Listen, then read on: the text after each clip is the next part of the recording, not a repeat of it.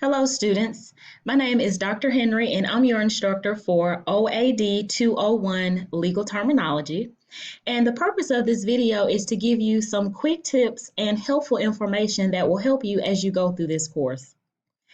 Now, because this course is legal terminology, the entire focus and goal is on learning different legal terms that are associated with different legal specialties.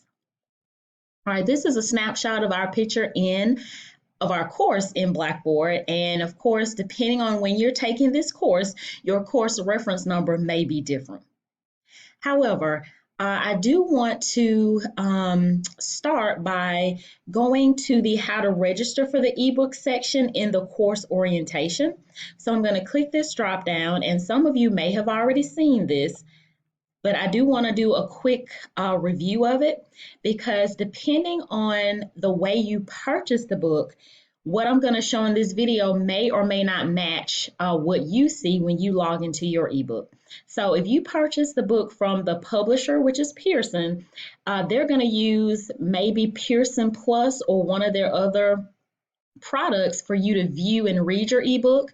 And if you purchase it from the Lawson State Bookstore, as of today, they're using a system called Brightwave. And so for those of you that purchase it from the Lawson State Bookstore, or if you, are a dual enrollment student who will be receiving your ebook access from the bookstore, you're going to be using Brightwave. And here is the video that kind of shows you how to log in, how to create an account, and it walks you through some of the features of Brightwave.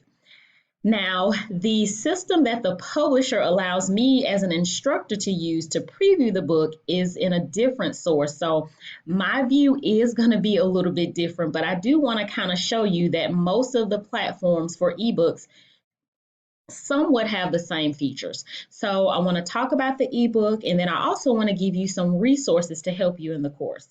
All right, so let's start by going to our ebook. All right, it's legal terminology, and it's by Kaufman and Brown. And this is the cover of the book. And most ebook platforms will have a table of contents, so you can kind of scroll through to get to where you want to go. But I'm going to go to chapter 1 for us. And I'm going to go to the beginning. This is, well, actually, in front of chapter 1, there is a section overview. And so in part 1 section, it talks about what are you learning in this section. And it says terms that are used in practice and procedure of law. And it tells you it'll be chapters 1 through 8. It gives you the title of those chapters. And it also gives you a short introduction that you can read. Then the next page goes into the first page of chapter 1. Now, most ebooks have where you can change your view. So if I'm done with the table of contents, I can close it. That way I can focus on the chapter. So each chapter is going to tell you the number, the title of the chapter, and then it's going to start off with an anti-interrogatory. And then for the first chapter, it tells you what that word means, anti-interrogatory.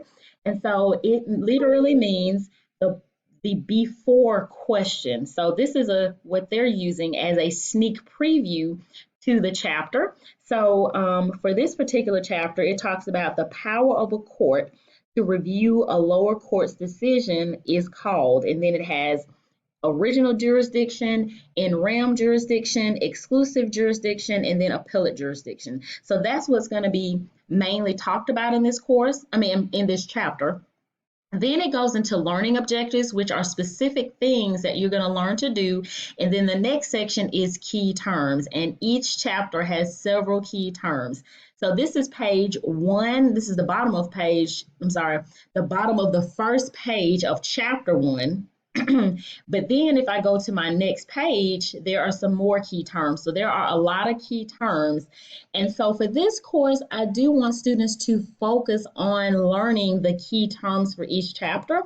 Some helpful tips may be writing it, making your own notes. Some people may like to create their own notes inside of the ebook. I believe most ebooks have where you can see in this one, you can highlight, you can create your own notes, you can maybe use flashcards or make your own flashcards if it's certain words you want to focus on. You can do all of that inside of your ebook. However, for those of you who may be um, interested in another way, which some may consider old-fashioned, if you write the term in, with a pen and pencil, and then write the definition. As you're writing, you have to read it. And so part of that is you're learning to spell the word as you write it. You're learning the definition as you write it. And it's something additional that is being imparted in you when you see it, read it, and write it. Those are three different activities that will also help you learn the words that you have for each chapter. So I want to just recommend that as an option as well. However, you know how you study best. Also, the book gives you additional resource help. So it gives you another dictionary that helps you to pronounce the words. And so you can click and drag and go to this site. And I thought I had opened it, but I don't think I did. So I think I'm going to click and drag through it. And then my ebook gives me the option to copy. And then it says it's copied. And then I'm going to go to a separate web page and I'm going to paste that in. And it takes me directly to that particular dictionary, which is online, and it's Cambridge Dictionary. And then it asks me which country of origin I would like, and I'm going to choose United States. So, although this might be an ad, Lord, they got ads everywhere. This is another thing. I'm going to accept the cookies, and then some of these ads you can close, and then some of them you can't. However, here it just typed in a preliminary word, but it shows me that when I click on the language I want, it will tell me how to pronounce the word. So you can change this. I'm just going to use the word appeal, which is one of the legal terms we'll have this time. And so it also gives me more information about the term, but then it also has where I can appeal, use the audio in order to learn how to pronounce it. And so there are some other tools also. There is Google Translate, which is not mentioned in your book, but you have to tell it what language you would like it to translate it to. And so we're going to go from English to English. So I'm going to type in an E and it'll take me to English. Then I type in my word. I'm just going to use appeal again, and it'll help me pronounce it with the microphone, or it'll show me again how to pronounce it. And if you want further assistance, you can click this Learn to Pronounce. And it actually has a video with a lady. Some of them have a video. And you can go to this YouTube and it'll help you pronounce it. Now, appeal is not a hard word, but you can see how this might be helpful for some of the other words that we may have as we go through the course. So that's a resource that I wanted to highlight.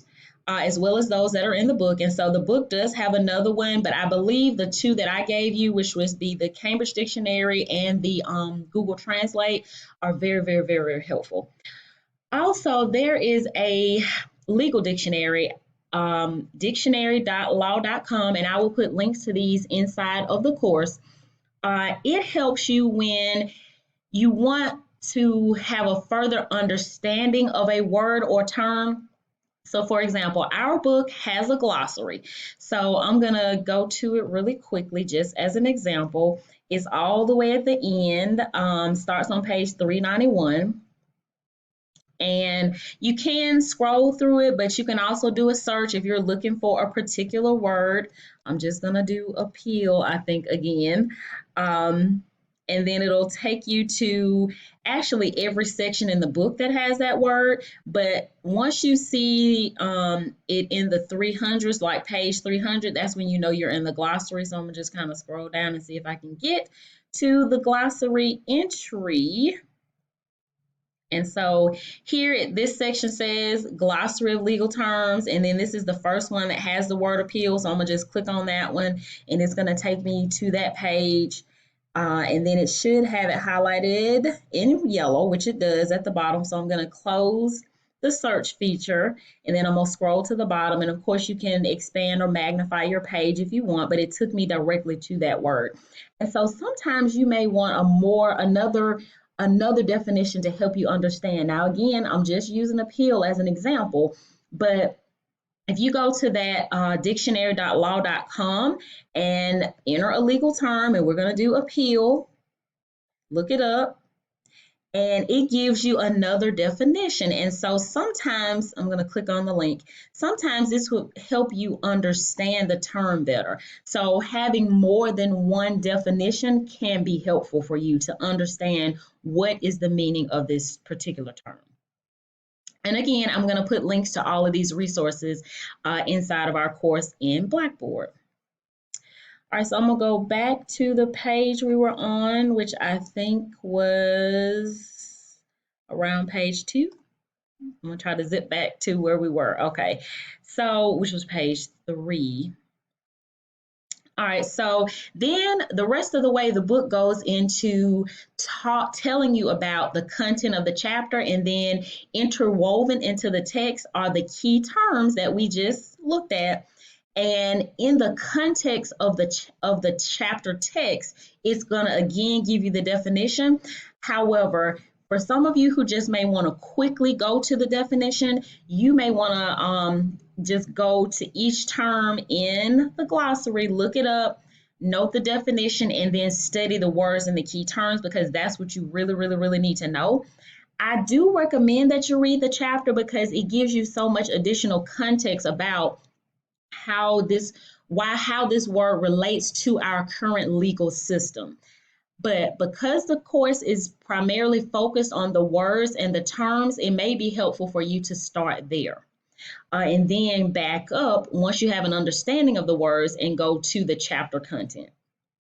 Also, at the end of each chapter are practice exercises, and I believe for chapter 1 it's on page 9. And so here at the end of each chapter is going to have a review what you learned section, and this is totally for you if you want to jot down, okay, can I answer these questions? Do I remember them from the chapter? This is the section you want to use.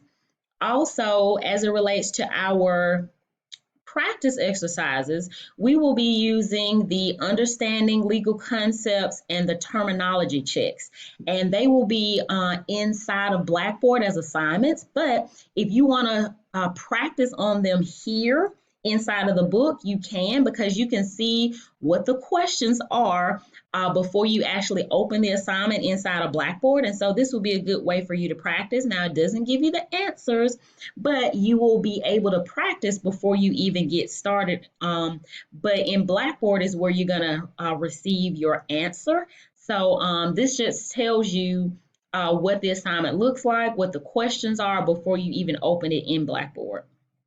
And I believe there are 2 of these. And then there is a using legal language, and this is where the context matters. So after you've learned the definition, when you read it in context, can you identify what term is being talked about in the text? And so this would be a higher level activity, and we may do a few of these as well. So just to let you know how the chapters are organized, and so that was the end of chapter 1, and so it goes on to chapter 2. I do want to say this. For our course, I do start us out with chapter 9, and I'm going to tell you why. Chapter 1 talks about court systems and jurisdiction, which is important. But chapter 9 talks about the Constitution, which is the foundation of our legal system. It talks about the branches of government and how the Constitution created those powers and what those powers do. And that leads you to the courts systems. So for our course, we're going to start with chapter 9 because it talks about the Constitution. Then we'll go and then that gives you the foundation of how our courts were developed and how they have power to do what they do. And then that'll help you understand the rest of our chapters. So start with chapter 9, and then you'll go to chapter 1, and then you'll follow the outline that's inside of our Blackboard course, which I'm gonna go back to Blackboard. And so that'll be in the weekly assignment list. And I do have that I'll make a separate thing so you won't have to go into the course orientation, but currently it's in the course orientation, but I'll make a separate link. That's what I was meaning to say for the weekly assignment list. That way you know what's due. I'll just click on it here, and currently it's not complete, but I'm working on filling out each of the week assignments, but the information is here for you to view. Thanks again. Hope this was helpful.